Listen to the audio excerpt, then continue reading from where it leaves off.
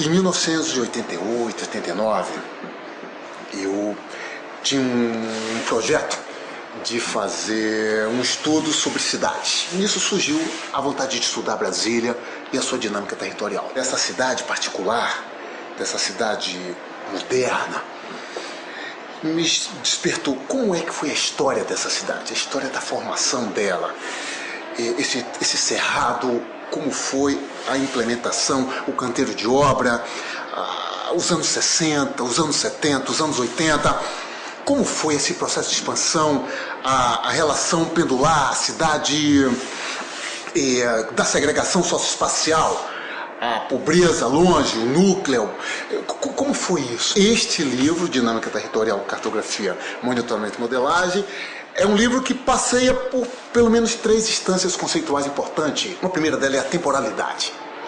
O tempo é algo profundamente importante para entender o espaço. Eu acho que só é possível entender a Brasília do agora se eu entendo essa historicidade. Que a gente abre o livro então com uma citação que achamos muito importante de um africano que diz que o passado é a nossa fonte de inspiração e o futuro, nossa aspiração coletiva.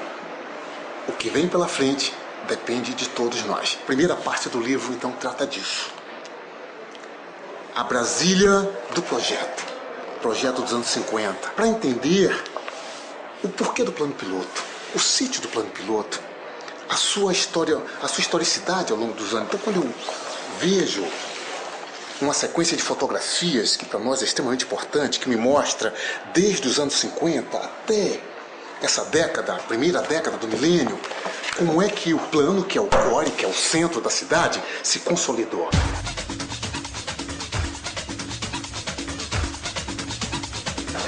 E a linguagem que usamos, a linguagem cartográfica, ela também é uma premissa básica para isso tudo. Como é que a espacialidade conversa com a temporalidade dentro dessa linguagem dos mapas? O território para nós é o chão.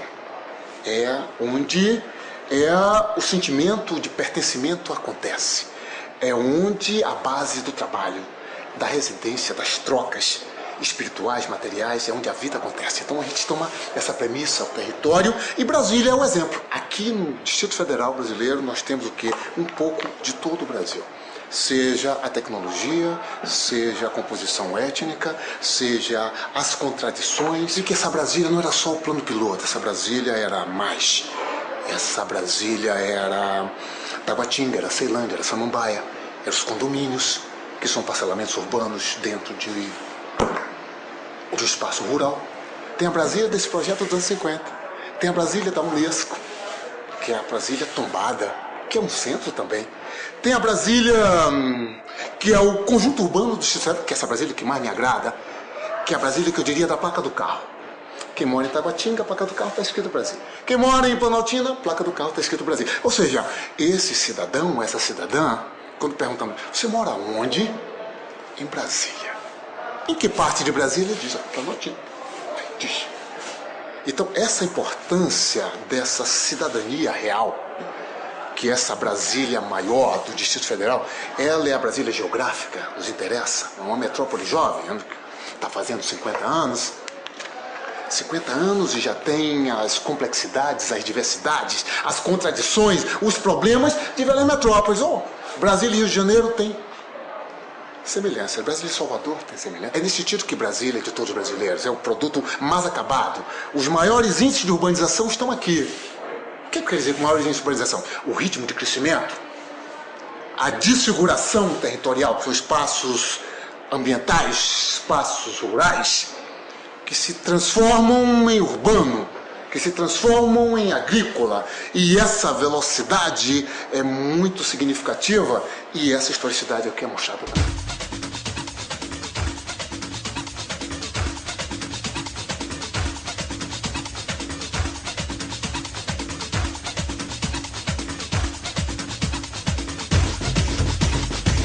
Entendemos que os eixos viários são grandes eixos de urbanização. E isso é uma teoria do espaço. E esse conjunto urbano de Brasília é um bom exemplo disso. O que era, por exemplo, estrutural há alguns anos atrás. Periestrutural ligando a rodo ferroviária até Taguatinga. Era uma viagem de um lado cerrado. Ao longo dos anos foram tendo as ocupações. Aquilo é um eixo, um fluxo. Então aquilo hoje não tem mais aquela sensação de longe, porque o espaço se transformou. Aquela cidade tentacular, espalhadas, segregadas. A segregação espacial continua. Temos a riqueza e a pobreza, continua dialogando, conversando. Mas a Mancha, ela está mais una, ela está com mais organicidade, ela está com mais funcionalidade, a cidade está mais agregada, e aí tem a estrutura de uma metrópole. Uma outra contribuição desse livro, que eu acho muito relevante, é pensar em dimensões ambientais. As bacias hidrográficas são excelentes unidades de pesquisa, de leitura do que está acontecendo no território.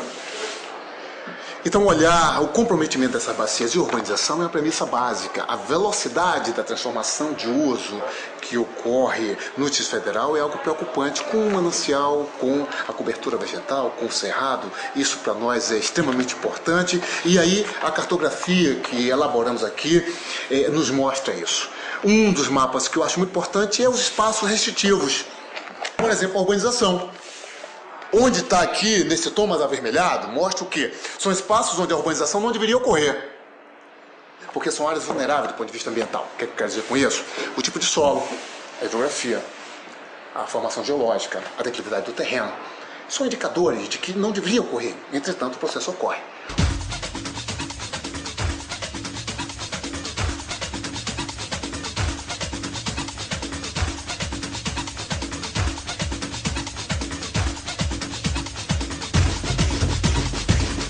Os vetores de crescimento também são muito importantes. Qual é a tendência? Qual é a direção? Para onde nós estamos indo? O que vai ser esse conjunto urbano daqui a 10 anos?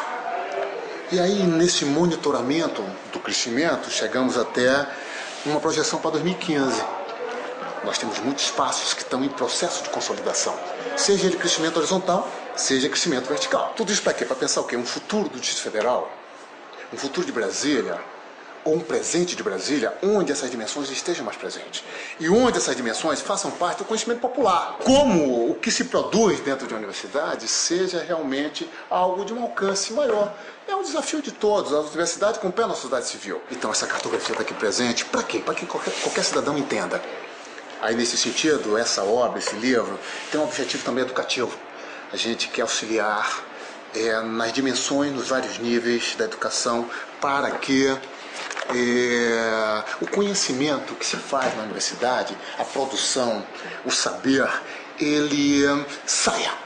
Não só uma exposição, como fazemos, mas os livros e, sobretudo, o seu alcance na dimensão educacional. Isso faz o quê? Informa mais. O trabalho tem essa dimensão temporal, né? Não é só do passado, nem ele é só desse presente, mas ele é também do futuro próximo. Porque o futuro próximo tem a ver com o que fizemos agora. Não mas nós.